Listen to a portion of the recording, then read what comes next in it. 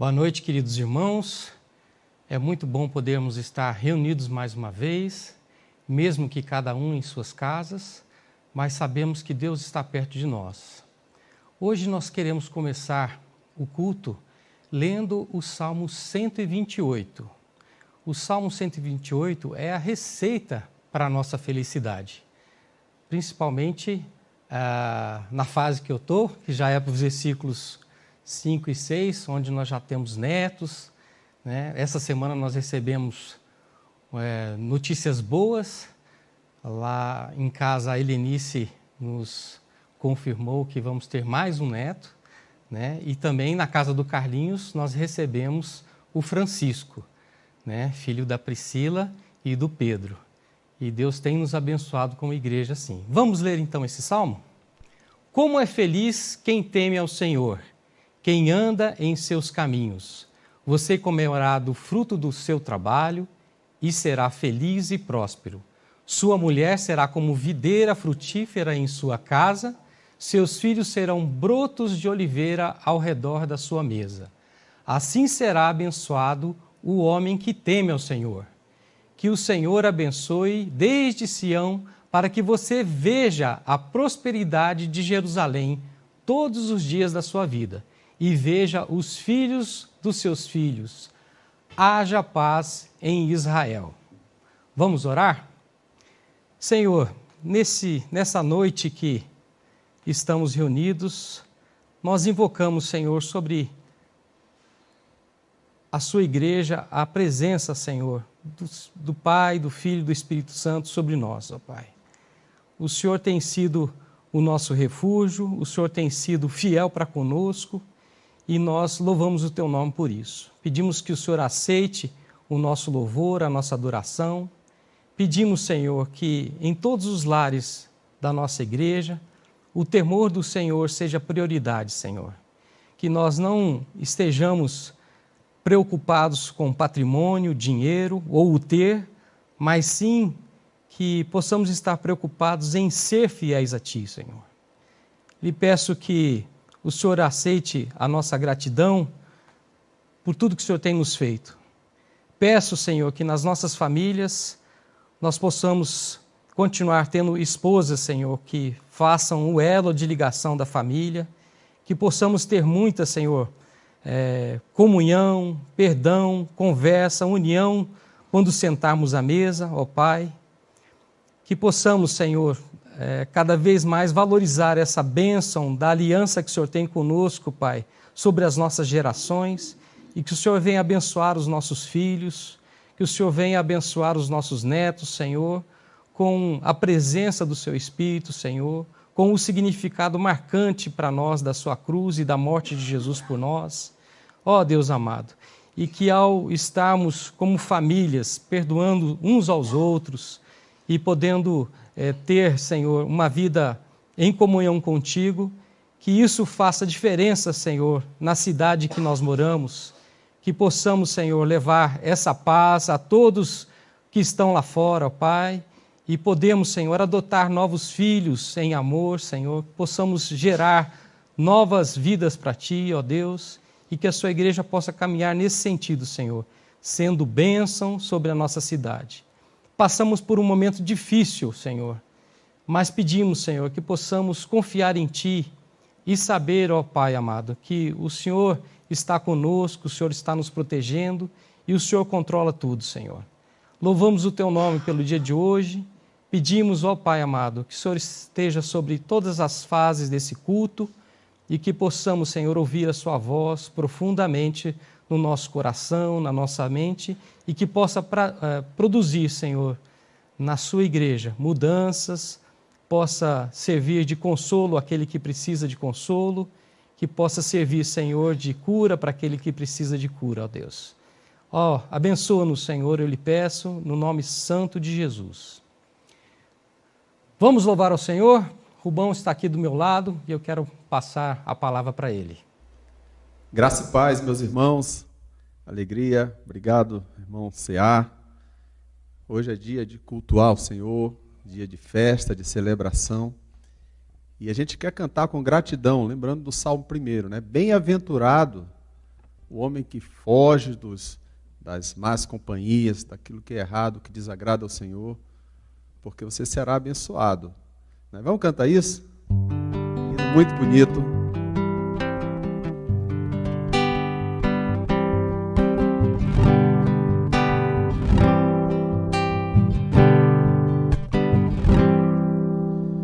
Bem-aventurado o homem que não anda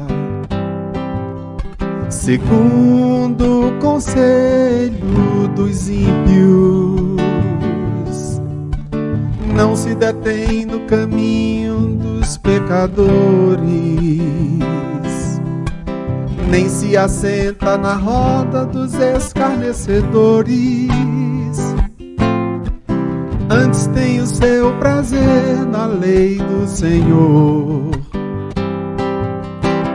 e na sua lei medita dia e noite.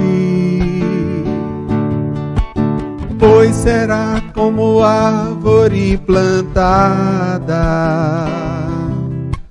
junto a ribeiros de água, a qual dá o seu fruto na estação apropriada, e cujas folhas não caem, tudo quanto fizer prosperará, a qual dá o seu fruto na estação apropriada, e cujas folhas não caem, tudo quanto fizer prosperará.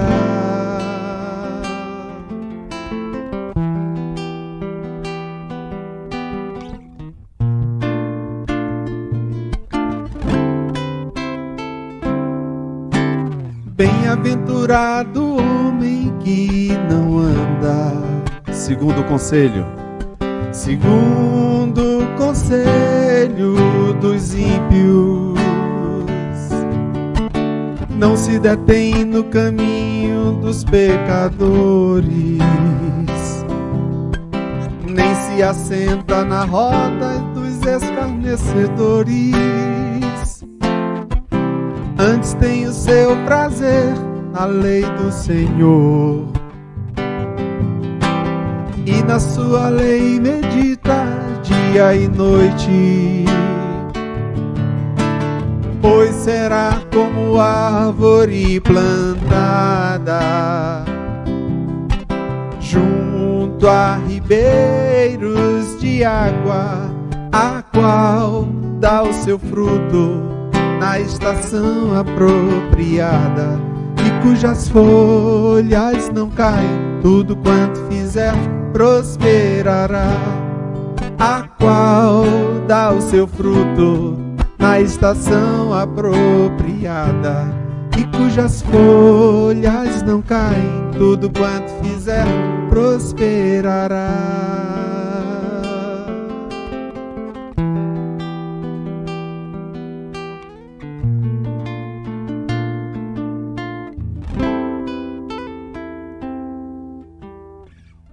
O convite do Senhor é para confiarmos nele, dependermos dele. Ele fala: não tenha sobre ti nenhum cuidado, descansa em mim, entrega tudo a mim e eu vou cuidar de você. O convite desse cântico é isso: confiar no Senhor. Vamos cantar junto? Não tenhas sobre ti um só cuidado, qualquer que seja.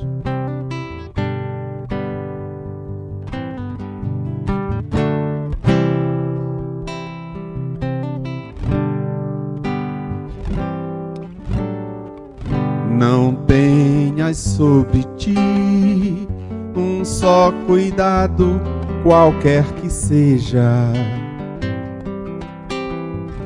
pois somente um seria muito para ti. É meu, somente meu, todo trabalho. E o teu trabalho é descansar em mim. É meu, somente meu, todo trabalho. E o teu trabalho é descansar em mim.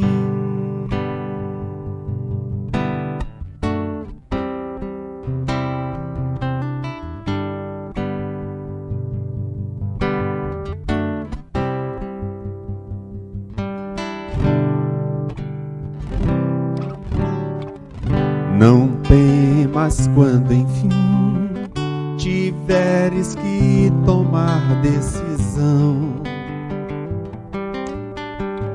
entrega tudo a mim, confia de todo o coração. É meu, somente meu, todo o trabalho. E o teu trabalho é descansar em mim. É meu, somente meu, todo o trabalho. E o teu trabalho é descansar em mim.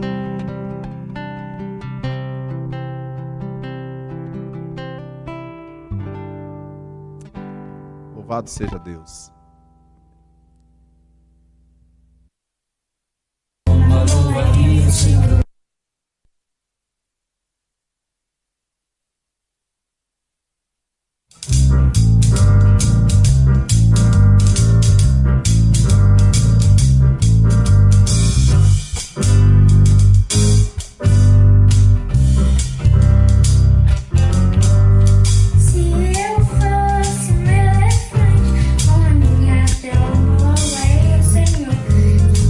Se um grande urso polar, com a minha barriga eu iria louvar. Se eu fosse um peixinho lá no fundo do mar, louvaria sem dor, sem parar de nadar. Mas nem elefante, nem urso, nem peixinho eu sou. Se eu fosse um elefante, com a minha tromba louvaria o Senhor. Se eu fosse um grande urso polar, com a minha barriga eu iria louvar.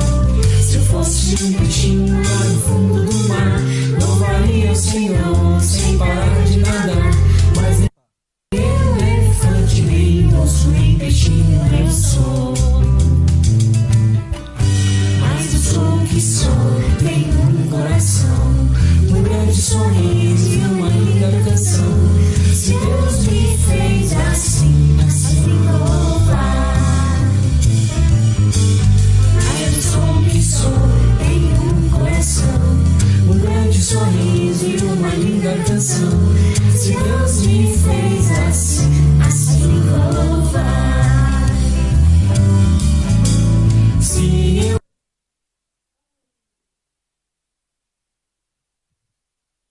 eu fosse um elefante, com a minha tromba louvaria o Senhor. Se eu fosse um grande urso polar, com a minha barriga eu iria louvar. Se eu fosse um peixinho lá no fundo do mar, louvaria o Senhor sem parar de nadar. Mas nem elefante, nem urso, nem peixinho eu sou. Mas eu sou o que sou, tenho um coração, um grande sorriso e uma linda canção. Se Deus me fez assim, assim vou louvar. Mas eu sou o que sou, tenho um coração, um grande sorriso e uma linda canção. Se Deus me fez assim, assim vou louvar.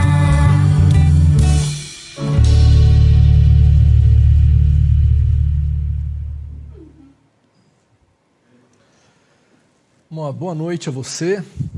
E estamos aqui novamente reunidos para esse tempo de estudo da palavra, de oração, de encontro com a comunidade, mesmo que virtualmente. O legal é que enquanto a gente está aqui participando, falando, pregando, cantando, vocês estão aí comentando, e tudo isso não deixa de ser um tipo de comunhão, e eu sei que faz muito bem para o coração da gente. E eu queria hoje começar essa minha palavra contando uma história bem interessante, algo que aconteceu comigo essa semana. Como percebem, cortei o cabelinho, né? Então, um senhor que cortou meu cabelo, eu estava batendo um papo com ele, e na conversa descobri que ele é cristão também, crente de uma igreja. E aí, falando, a gente trocando essa experiência sobre os cultos online, né? Esse culto nessa sala virtual, nesse templo virtual, se a gente pode dizer assim. E ele contando como é que tem sido interessante na igreja dele. Ele é de uma igreja pentecostal, E ele fala que quando vai começar o culto, um pouquinho antes, os irmãos vão no quarto, trocam de roupa, vestem o terno e vêm para frente da televisão, ou do computador, ou do celular, para celebrar a adoração ao Senhor com a roupa adequada. Eu fiquei pensando, achei interessante, porque é uma prática dessa igreja, eles participarem do culto todos de terno, não só os pastores, mas todos os homens, pelo menos ali, todos os homens estão de terno, os oficiais especialmente. E eu achei interessante esse temor e essa disposição dos irmãos dessa igreja de se entenderem no culto, na presença. É claro, eu acho que pode existir até um certo exagero, né? Mas eu creio que a gente precisa participar desse momento, pelo menos com o coração vestido de adoração. Nós precisamos estar com a nossa mente e o nosso coração voltados para o Senhor. Nós precisamos entender esse tempo como verdadeiramente um tempo de culto. Culto a ser prestado e não um culto a ser assistido. Diante da televisão a gente assiste filme, assiste série, assiste novela, assiste jogo de futebol e nós não podemos vir para o culto nesse momento com esse mesmo sentimento.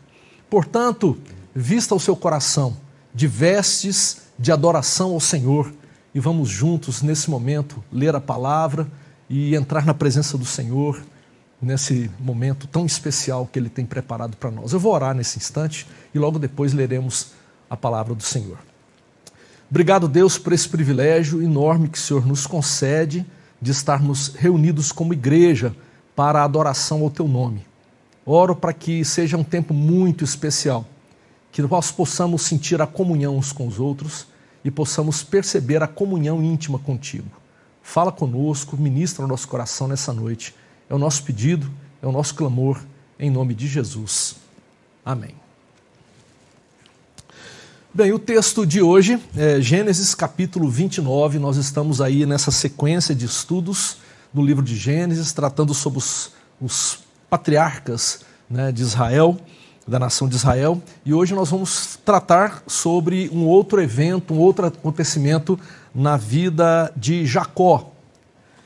Quero então ler Gênesis capítulo 29, a partir do verso 22. Gênesis 29, a partir do verso 22. Nós falaremos sobre todo o capítulo, mas eu quero hoje ler apenas do 22, alguns poucos versículos. Diz assim a palavra de Deus. Então Labão reuniu todo o povo daquele lugar e deu uma festa. Mas quando a noite chegou, deu sua filha Lia a Jacó, e Jacó deitou-se com ela. Labão também entregou sua serva Zilpa à sua filha, para que ficasse a serviço dela. Quando chegou a manhã, lá estava Lia. Então Jacó disse a Labão: o que foi que você me fez? Eu não trabalhei por Raquel? Por que você me enganou? Labão respondeu: aqui não é costume entregar em casamento a filha mais nova antes da mais velha. Deixe passar essa semana de núpcias, e lhe daremos também a mais nova, em troca de mais 7 anos de trabalho. Jacó concordou, passou aquela semana de núpcias com Lia, e Labão lhe deu sua filha Raquel por mulher. Até o verso 28. Temos acompanhado a jornada de Jacó. Na semana passada, o pastor André trouxe para a gente esse episódio em que ele sai de Berseba, terra de seus pais, a caminho de Padã Arã, terra dos familiares da sua mãe, seguindo a orientação do seu pai de casar com uma das moças da terra de sua mãe. Essa jornada de Jacó não descreve somente o deslocamento geográfico, mas fala também de um caminho muito interessante, o caminho de transformação de um Deus que está operando na vida desse homem. Depois da noite em Betel, conforme vimos no domingo passado, aquele lugar da visitação do Senhor, da visitação da escada que liga a terra aos céus, por onde os anjos desciam e subiam. Depois de tudo aquilo, ele segue o seu caminho. E nós percebemos que Deus está tratando seriamente com esse homem. Tem muito ainda a ser feito muita mudança a ser operada na vida de Jacó. E aqui no início do capítulo 29, nós percebemos que Jacó chega, portanto, em seu destino, Padã Arã, na Mesopotâmia. Ele não sabe que ele está aonde está. Ele vê um poço no campo, 3 rebanhos de ovelhas deitadas ali em volta daquele poço. Ali era o lugar onde as ovelhas bebiam, mas o poço está fechado e há uma grande pedra por cima, evitando assim que as águas se sujem ou que alguém caia ali dentro. O versículo 8 nos diz que os pastores estão aguardando que todos os outros rebanhos sejam recolhidos para assim removerem a pedra e darem água para todas as ovelhas, para todo o rebanho. Provavelmente eles contariam também com reforço ou de outras pessoas, de outros pastores, nesse esforço coletivo para a remoção de uma pedra que é muito pesada. Jacó, então, chega, percebe o ambiente, começa a conversar com os pastores, e na conversa ele tem conhecimento de onde ele está. Os versos 4 e 5. Ele realmente tem conhecimento agora que havia chegado ao seu destino, ao destino final de sua viagem. E enquanto ele conversa, ele vê se aproximando uma linda moça. Ela é uma pastora de ovelhas. E ele pergunta quem é, eles dizem, essa é Raquel, filha de Labão, aquele a quem você está perguntando sobre se ele é dessa região. Exatamente, Labão é o pai dessa moça que está vindo. E Jacó olha para a moça e se agrada muito dela. Ele também é pastor, lembra-se disso? A gente falou sobre isso há 2 semanas atrás. E ele olha para aquela moça pastora e moça muito bonita. E então ele se apresenta a ela e sozinho, aquele esforço que é de muitas pessoas, ele sozinho move a pedra para que o rebanho de Raquel beba da água do poço. Ele quer impressionar Raquel. E tudo indica que Jacó seja um homem muito forte, conforme alguns comentaristas bíblicos nos chamam a atenção. A tradição judaica, inclusive, diz que ele era um homem grande, como um gigante. Então ele se aproxima de Raquel, beija Raquel num cumprimento de familiares, e ele chora muito alto. Um choro misto de alegria por estar entre os parentes e por ter chegado no destino final de sua viagem. E a Raquel, quando sabe que é um primo, ela corre para a casa do pai. Labão, o pai de Raquel, é irmão de Rebeca, a mãe de Jacó. Portanto, Jacó e Raquel são primos. Labão já é figura conhecida nossa. Alguns domingos atrás, o pastor André pregou e falou sobre Labão. Lá no capítulo 24, versículo 29, tem uma cena interessante. Labão, ainda jovem, ao lado de seu pai, vê a sua irmã Rebeca, uma moça, vindo, correndo em direção à casa, dizendo que um homem estava no poço, um enviado de seus parentes distantes. E ele olha para o braço da sua irmã e percebe que tem uns pendentes, percebe as pulseiras, vê que é coisa de valor, coisa cara. Ele fica interessado nas pulseiras, nos pendentes, e ele sai apressado correndo para conhecer esse homem. E ele então diz para ele, venha, bendito do Senhor. Interesseiro, é um interesseiro. Agora é interessante que anos depois, muitos anos depois, a cena se repete. Agora quem vem correndo do poço em direção à casa é Raquel, a sua filha mais nova. E ela vem dizendo que um homem está no poço, vindo da terra distante dos parentes. E Labão então faz as conexões das histórias e vê, obviamente, a possibilidade de novo lucro.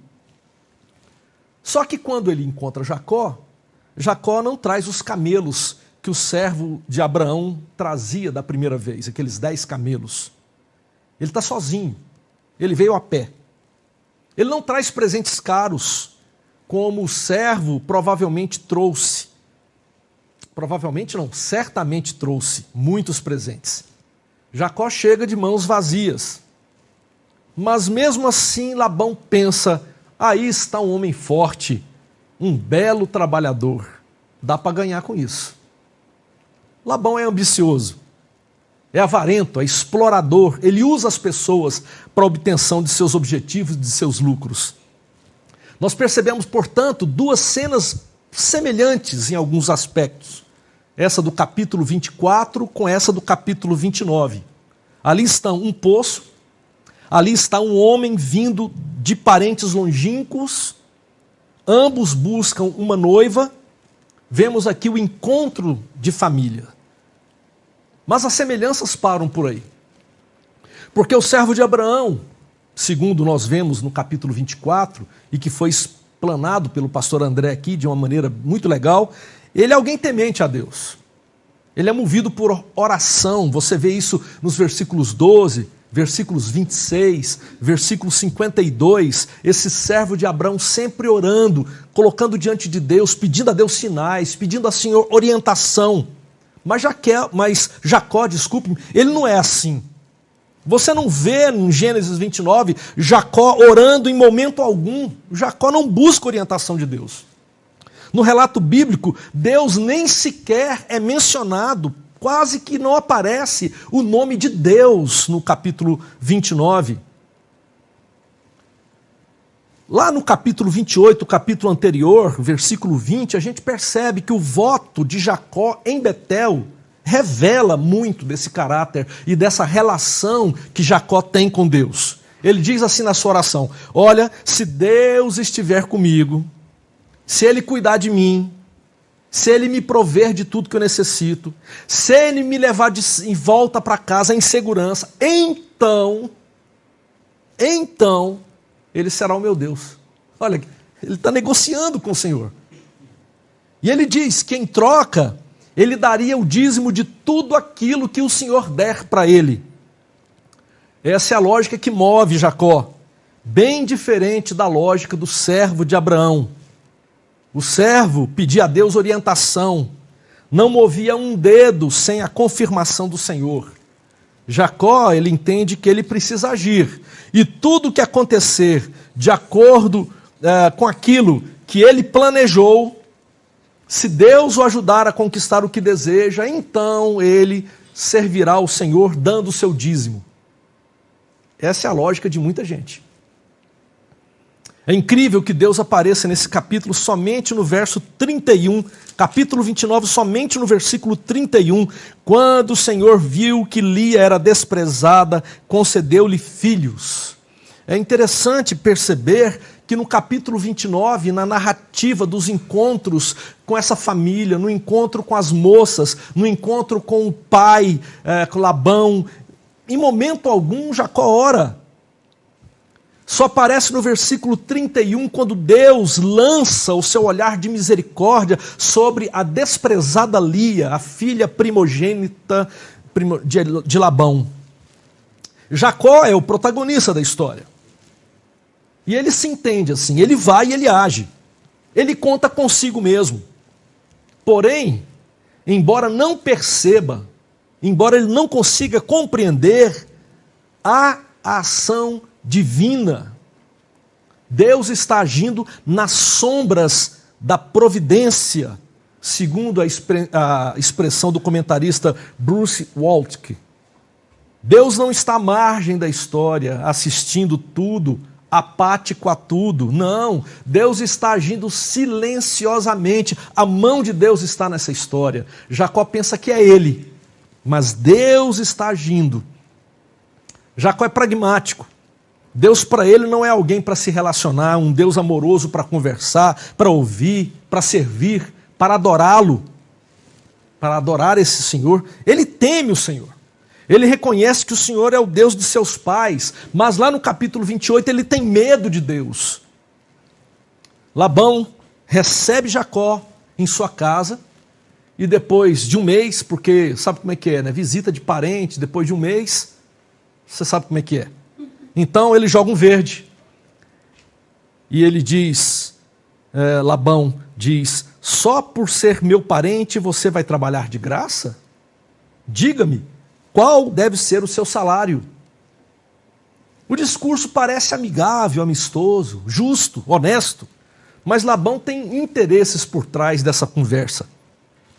Jacó é um parente próximo, mas vem de uma região distante geograficamente. É um estrangeiro em busca de uma noiva.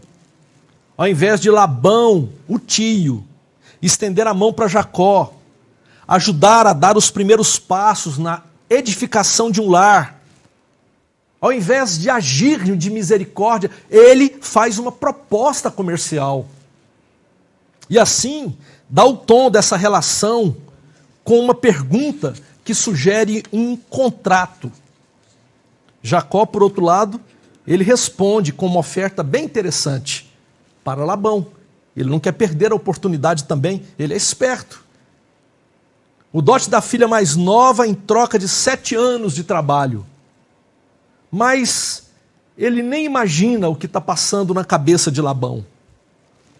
E assim Jacó é mantido preso a Padã-Arã, debaixo de um contrato, de um trabalho opressor. Jacó, mais adiante, deixa isso claro, lá no capítulo 31, os versículos 38 em diante, quando ele diz assim, 38 em diante: 20 anos estive com você, Labão. Suas ovelhas e cabras nunca abortaram e jamais comi um só carneiro de seu rebanho. Eu nunca levava a você os animais despedaçados por feras. Eu mesmo assumi o prejuízo. Você pedia contas de todo animal roubado de dia ou de noite. O calor me consumia de frio, o calor me consumia de dia e o frio de noite, e o sono fugia dos meus olhos. Foi assim nos 20 anos em que fiquei em sua casa. Trabalhei para você 14 anos em troca de suas 2 filhas e 6 anos por seus rebanhos, e 10 vezes você alterou o meu salário. Pense só trabalhar assim. Alguém lucrando em cima de você descaradamente, e você sendo ali como que esmagado, oprimido num trabalho. Então, se estabelece uma relação de total exploração, praticamente uma mão de obra escrava, onde as ovelhas roubadas deveriam ser restituídas pelo servo. E assim, Jacó serve Labão, e ao final de 7 anos de trabalho, que passaram voando, porque Jacó amava Raquel, Jacó então foi a Labão e disse: cumpri a minha parte, 7 anos de trabalho, agora me entregue a mulher, a minha mulher, conforme diz o versículo 21. Labão então reúne o povo do lugar, dá uma festa sensacional, são 7 dias de festejos, regados a muita comida, a muita bebida. Jacó está muito feliz, ele conquistou seu prêmio, foi difícil se submeter àquilo tudo, mas valeu a pena. Ele agora teria Raquel. Alguns comentaristas que já até sugerem que Jacó excede um pouco na bebida, se embriaga. E então chega um momento quando os noivos vão para a tenda nupcial. A noiva, como de costume, está coberta com véu, faz parte da tradição, ninguém pode vê-la, somente o noivo poderá na tenda descobri-la. E Jacó então entra para a tenda escura e ele possui a sua noiva. E o verso 25 é trágico. O verso 25 diz assim: quando chegou a manhã, lá estava Lia. Labão mandou a filha mais velha no lugar da mais nova. E aquela mulher a quem ele amava e que dedicou 7 anos de trabalho árduo para casar com ela, agora ele havia possuído a irmã. Jacó estava pagando com a mesma moeda toda a trapaça que ele havia cometido no passado. O capítulo 24, versículo 19, capítulo 29, versículo 19, ele é emblemático. Porque Labão diz a ele, a Jacó: você é sangue do meu sangue. E é mesmo. O sangue que corria nas veias de Labão era o mesmo que corria nas veias de Rebeca, o mesmo que corria nas veias de Jacó. Em outras palavras, Labão, sua irmã Rebeca, e seu sobrinho Jacó era tudo farinha do mesmo saco. Esperteza era a cultura daquela família. E Jacó, sem nenhum escrúpulo, explora a fragilidade de seu irmão Esaú, quando este chega da caça quase desfalecido de fome. E ali ele pede comida, ele falou, tudo bem, te dou a lentilha, o cozido de lentilhas, mas você me dá o seu direito de primogenitura. Ele negocia com o irmão quase desfalecido. E agora, Jacó é explorado na sua fragilidade de estrangeiro, explorado pelo tio Labão, e ele torna praticamente escravo de Labão. Lembra-se? Jacó, com a ajuda da mãe Rebeca, engana o seu pai que está cego, vista escurecida, fazendo-se passar pelo irmão para roubar a bênção da primogenitura. Anos depois, Jacó agora é enganado na escuridão da câmara nupcial, recebendo Lia ao invés de receber Raquel. Se em Gênesis 27 os irmãos são trocados pelo trapaceiro Jacó, agora as irmãs são trocadas pelo trapaceiro Labão. Como diz Bezerra da Silva, malandro vira mané. Porque aqui é tudo um bando de malandro. Mas o malandro mais esperto faz do outro malandro mané. E assim, Labão desonra Jacó em sua festa de casamento.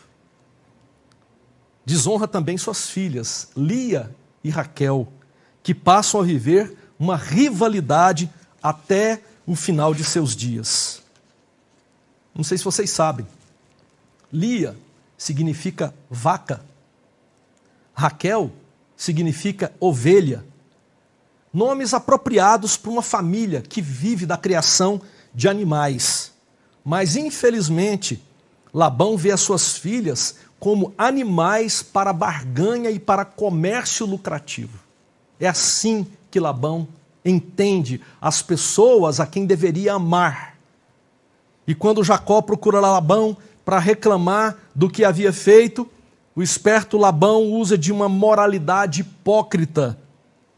Se você está achando que aqui é lugar sem lei, sem moral, saiba que aqui nós valorizamos a família e os bons costumes. Muita gente usa a família e os bons costumes para os seus intentos, né? Não entregamos a filha mais nova antes da mais velha, diz ele no versículo 26. Só que nada disso havia sido dito a Jacó anteriormente. Labão então assume uma postura moral, joga a culpa sobre Jacó, uma justiça hipócrita para manipular toda uma situação. E percebemos então que com base nisso um novo acordo é feito.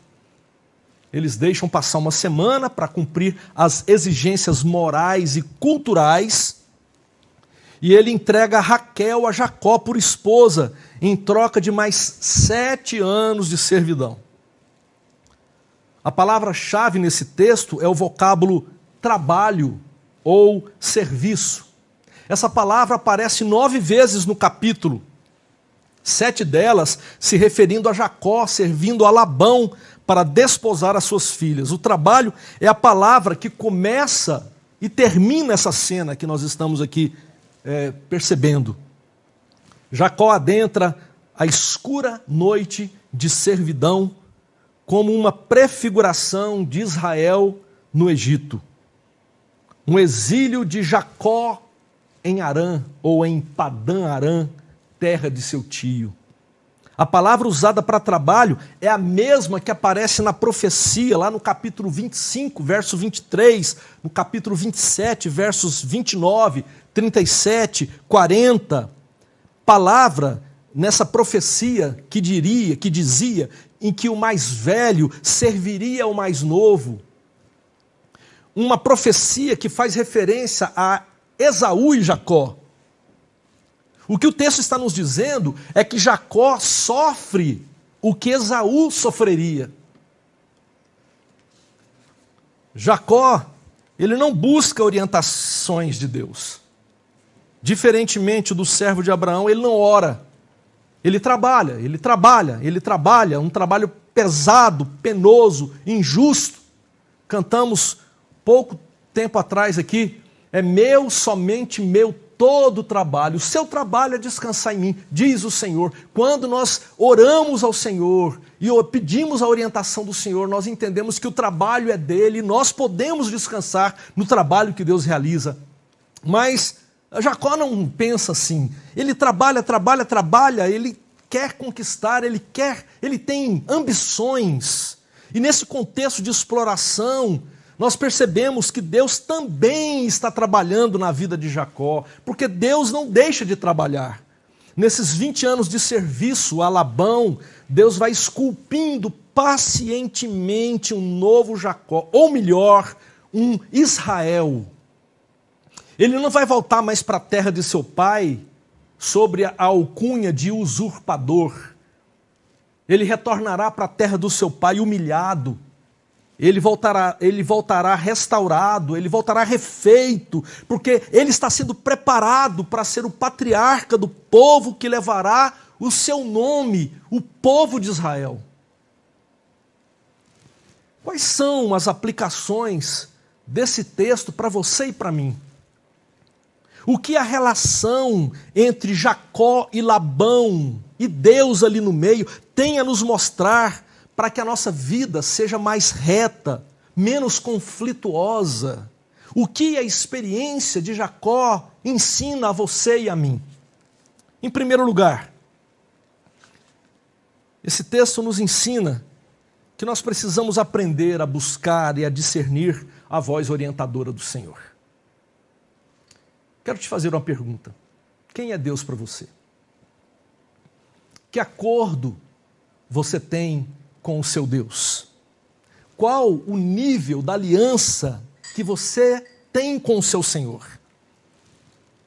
Vemos aqui um Jacó no processo de conhecimento de Deus. Ele havia aprendido desde menino que Deus o favoreceria, que ele seria colocado numa posição de superioridade sobre o seu irmão. Ele viveu boa parte de sua vida assim. Deus era um devedor da sua promessa.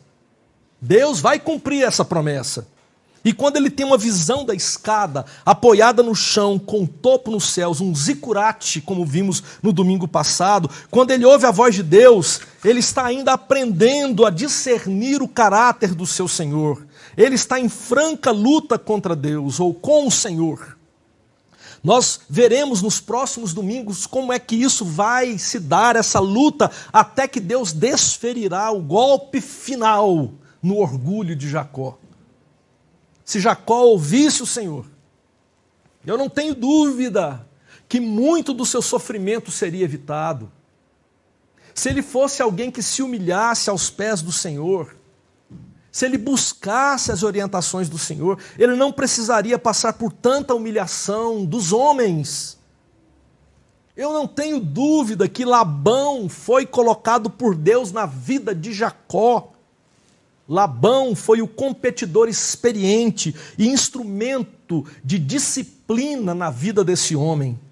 Imagine, gente, foram 20 anos de penoso trabalho e de atritos constantes, de tombos, de decepções, de uma relação conflituosa, para que o caráter de Jacó, o orgulhoso Jacó, fosse domado pelas mãos do Senhor.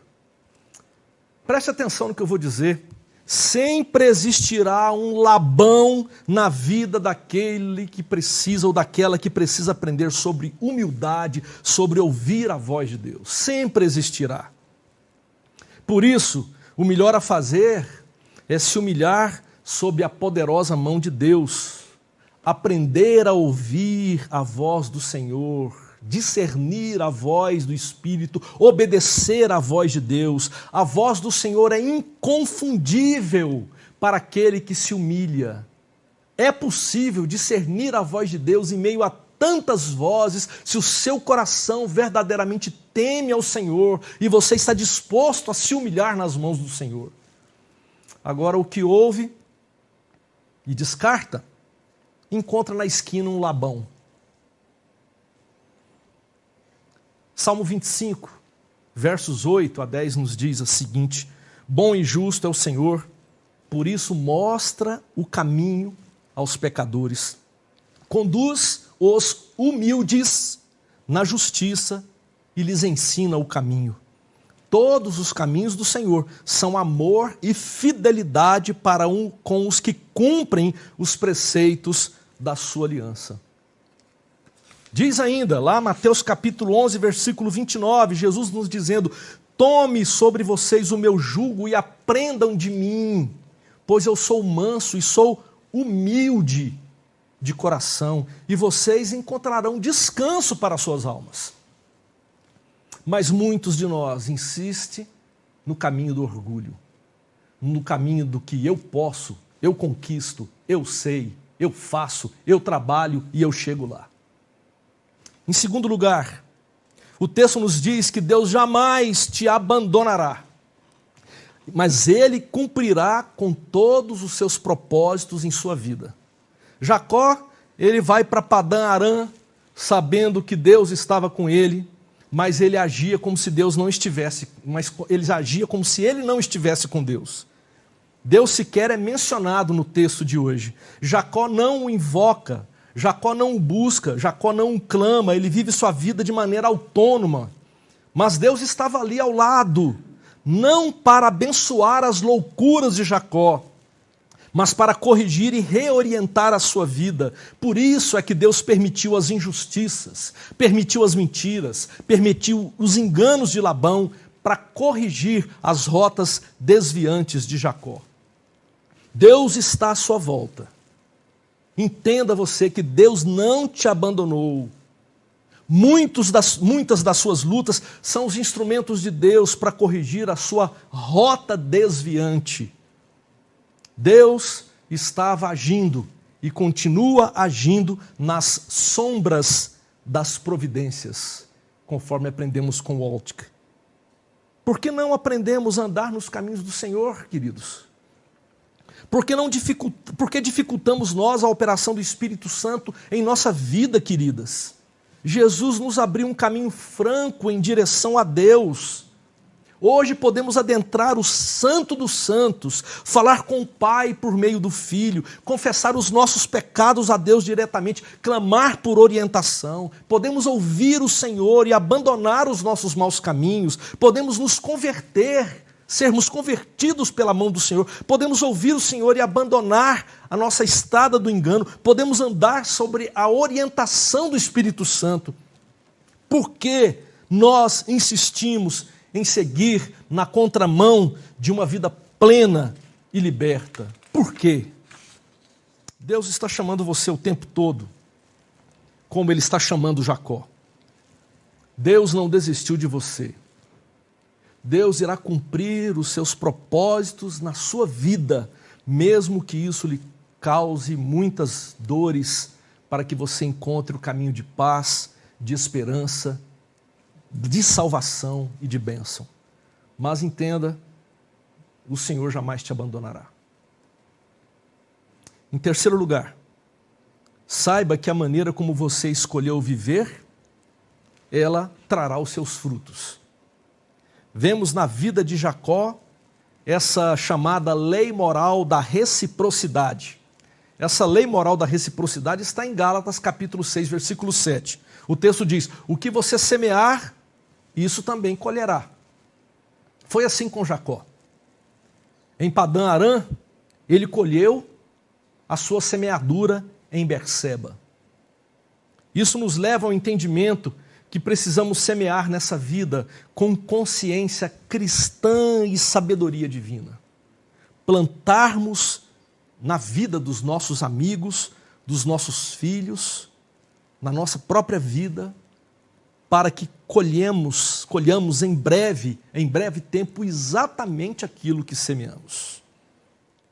Ninguém que plantou espinheiro vai colher morango vermelhinho e doce. Ninguém que plantou praga colherá maçãs, laranja, pepino. Peça sabedoria ao Senhor em todas as suas coisas, e para que as colheitas do futuro sejam prazerosas colheitas, plenas de vida e regadas de bênçãos. pense no que você tem semeado hoje, o que você pretende semear esta semana. Isso você colherá em breve. E em quarto e último lugar, nós vemos aqui que o propósito de Deus sempre será cumprido, independentemente da maneira como vivermos, como entendermos e como vivermos a nossa vida. Recentemente eu li um post de um pastor conhecido, e no seu post ele abdicava de vários pilares da fé evangélica, como, por exemplo, a inerrância da Bíblia, a volta gloriosa de Jesus. E dentre esses pilares ele dizia não crer mais no governo de Deus sobre todas as coisas, sobre a soberania de Deus. Que o Senhor tem o controle de tudo em suas mãos, que Ele dirige o mundo, mesmo que aparentemente esse mundo aparentemente esteja à deriva. Eu não creio assim. Eu creio que Deus governa soberanamente todas as coisas e Ele continua dirigindo a história do mundo e a nossa história pessoal.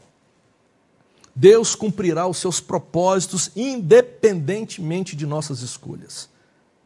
A verdade é gloriosa e libertadora, essa verdade, porque a partir dela a gente pode seguir confiando no poder de Deus.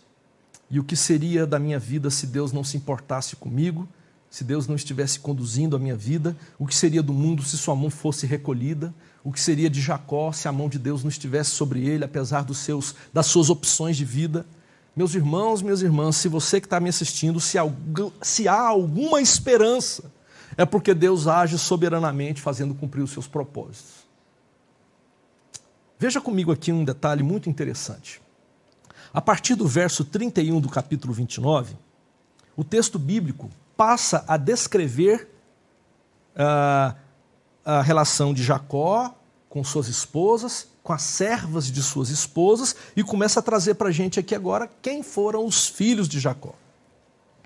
Ele se casou com Lia, que levou consigo a sua serva Zilpa. Depois ele se casa com Raquel, que leva consigo a sua serva Bila. E os versos 31 do capítulo 29 e o capítulo 30 descrevem o nascimento dos filhos de Jacó. Ao todo são 12 meninos e uma menina. E assim são formadas as 12 tribos de Israel. É interessante perceber que aqueles que no futuro se dedicariam aos serviços sacerdotais seriam os descendentes de Levi, por isso chamados de levitas. É interessante também perceber que o rei Davi e o próprio Senhor Jesus vêm de uma tribo chamada Judá. Por isso, Jesus é o leão da tribo de Judá, ou filho de Davi. O fato interessante é que tanto Levi, linhagem dos sacerdotes, a linhagem dos levitas, como Judá, de onde virá depois Davi e o próprio Jesus, eles são filhos, sabe de quem? De Lia. Vemos que Deus não cumpriria seus propósitos para Israel e para nós hoje, através de Raquel, a escolhida de Jacó, a bela e amada de Jacó, a mulher que ele escolheu. Mas o Senhor cumpriria os seus propósitos por meio de Lia, a desprezada, aquela que foi entregue mediante um pai enganador e mau caráter, aquela de olhos fracos, aquela que não era bela como a irmã. Parece-nos estranho os caminhos do Senhor. Por mais que Jacó ou Labão parecessem autônomos e vivessem guiados por sua cobiça, por padrões desviantes, naquela altura, Deus agia para cumprir os seus desígnios eternos. E se estamos aqui hoje, é porque um dia Lia cruzou o caminho de Jacó. Portanto, querido, querida, confie no Senhor. Busque a Deus. Descanse nele. Ouça a voz de Deus. Ande segundo as suas orientações. Deus cumprirá os seus propósitos, de uma forma ou de outra. Mas quando andamos segundo a vontade do Senhor, tenha certeza que a vida se torna muito mais plena de alegria, de sentido, de bênção, de gozo. Passaremos por lutas e provações, mas andaremos nos caminhos do Senhor. E esses caminhos serão frutíferos para a glória dele. Que o Senhor te abençoe, que o Senhor te guarde e que o Senhor te oriente na caminhada. Vamos ouvir mais uma música nesse momento e logo depois nós retornamos para orar.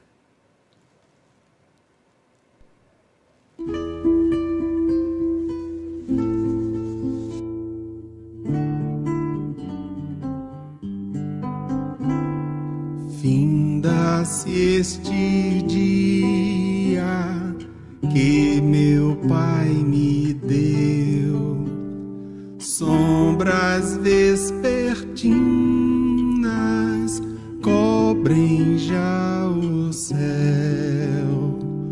Ó Jesus bendito, se comigo estás, eu não temo a noite, vou dormir em paz.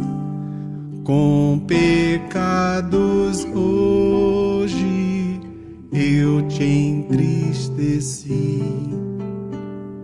mas perdão te peço por amor de ti. Sou pequeno e frágil, livra-me do mal, que em ti eu tenha proteção final. Guarda o marinheiro no violento mar, e ao que sofre dores queiras confortar. Ao tentado estende tua mão, Senhor, manda ao triste aflito o Consolador.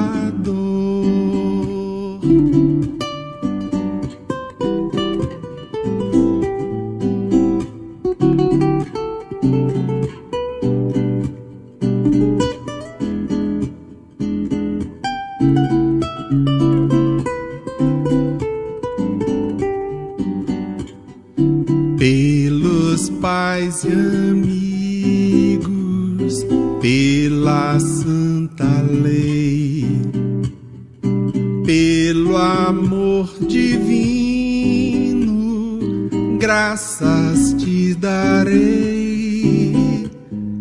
Ó Jesus, aceita minha petição,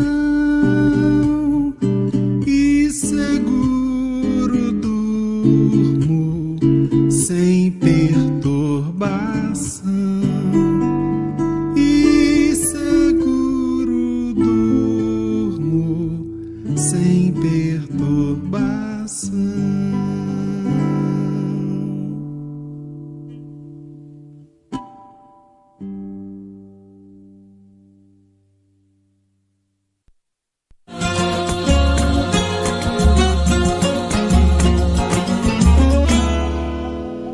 Boa noite, gente.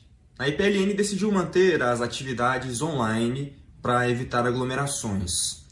A gente tem colocado no nosso canal do YouTube todos os cultos com tradução em Libras. Então basta você acessar IP Lago Norte no YouTube que você vai ter acesso a todas as pregações que foram feitas durante a pandemia. Se você tiver de ir na igreja, a secretaria e o gabinete pastoral estão abertos nas manhãs de terça e quinta-feira. Mas antes, por favor, entre em contato com o Rubão para agendar sua visita. No próximo domingo, nós teremos a última aula do segundo ciclo de classes da Escola Bíblica Dominical. Na semana seguinte, nós teremos o segundo seminário do ano. O pastor que vai trazer o estudo é o Silas Tostes, que é presidente da Missão Antioquia e da Aliança Evangélica Brasileira. O tema é Tempo de Reconciliação. Nessa terça, nós teremos mais um culto às 7h30 da noite pelo aplicativo Zoom. O nosso seminarista Tamid, o Demba, e a sua esposa Keroli darão o estudo dessa semana. Já na sexta, às 7h da manhã, nós temos mais uma reunião de oração. Participe! Durante a pandemia, a igreja tem conseguido sim manter as suas contas, graças a Deus e à fidelidade dos dizimistas. A gente pede que os membros da igreja continuem fazendo a transferência dos dízimos e das ofertas para que a igreja consiga manter o templo e também a transferência, os repasses para os missionários da igreja. E para terminar, olha essa foto, gente. Olha o Pedro Nicola. Esse cabelo não volta jamais, Pedrão, jamais. E a Rosinha claramente chateada por estar com o rosto todo pintado. Isso é bom demais. Esse era o grupo Atos, e essa foi, durante uma viagem missionária, uma apresentação, uma pantomima que foi feita. Se você tem alguma foto antiga da igreja e principalmente constrangedora, pode passar para mim, que eu estou fazendo um levantamento aí, um acervo bem interessante que a gente pode claramente usar neste momento aqui. Tá certo? Boa noite e boa semana para todos.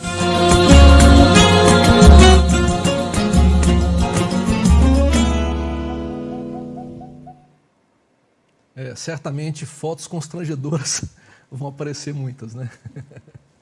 Tá bom. Obrigado, César. Obrigado, Rubão, Márcio, por esse tempo também aqui de edificação. Nós vamos orar nesse instante, buscando a face de Deus em resposta a tudo que ouvimos. Vamos orar? Obrigado, Pai, pela Tua palavra, porque ela é confrontadora. Obrigado porque também ela é palavra de paz, ela é palavra orientadora e ela é palavra pacificadora. Porque quando nós olhamos para a nossa vida, parece que não tem jeito. A gente se entende como um Jacó, ou até pior do que ele, mas a gente olha para Jacó e percebe que o Senhor está construindo na vida desse homem o teu caráter. O Senhor está operando na vida dele. E por isso nós podemos ter a certeza de que o Senhor também está operando em nossas vidas. Eu oro pelos teus filhos e filhas que participam desse culto, rogo por eles, rogo por mim e peço que o Senhor, por favor, continue operando em nossas vidas, nos transformando à imagem do teu Filho Jesus. Faz isso, Senhor. Não desista de nós, mas continua nos envolvendo, mesmo que Labão seja encontrado em nossa vida, um Labão seja encontrado, para que a gente possa sair desses caminhos desviantes e voltar para os caminhos do Senhor. Muito obrigado. Dá-nos uma semana abençoada, uma semana na tua presença. Dá-nos, Senhor Jesus, uma semana repleta, rica das tuas bênçãos. E te oramos, por favor, coloca a tua mão sobre a nossa nação, sobre o nosso país. Sopra para longe esse vírus, Pai, em nome de Jesus. E dá-nos a alegria de podermos nos reencontrar presencialmente em breve. Oramos por aqueles que estão enfermos, nos leitos do hospital, aqueles que sofrem com dificuldade para respirar, necessitam de aparelhos, aqueles que estão à beira da morte. Clamo misericórdia do Senhor sobre todos. Abençoa as famílias enlutadas, abençoa aqueles que estão doentes em casa, quem sabe em pânico, com medo. Eu peço que o Senhor também livre o teu povo, Senhor, dessa doença, desse vírus terrível. Continua operando em nosso meio, manifesta a tua glória em nosso meio. Nós te oramos e te pedimos agradecidos por tudo, em nome e por amor de Jesus. Amém. E agora, queridos, que a graça do Senhor Jesus, que o amor de Deus o Pai, a comunhão e o consolo do Espírito Santo de Deus, aquele que nos guia pelo caminho Ele possa estar sobre você, sobre sua casa, sobre sua família, sobre a igreja do Senhor espalhada sobre a face da terra, desde agora até o dia glorioso que Jesus voltará para nos buscar e habitaremos com Ele num lugar onde não haverá violência, mentira, doença. Aleluia, aguardamos esse dia. Amém. Deus te abençoe, uma boa semana e fique na paz do Senhor.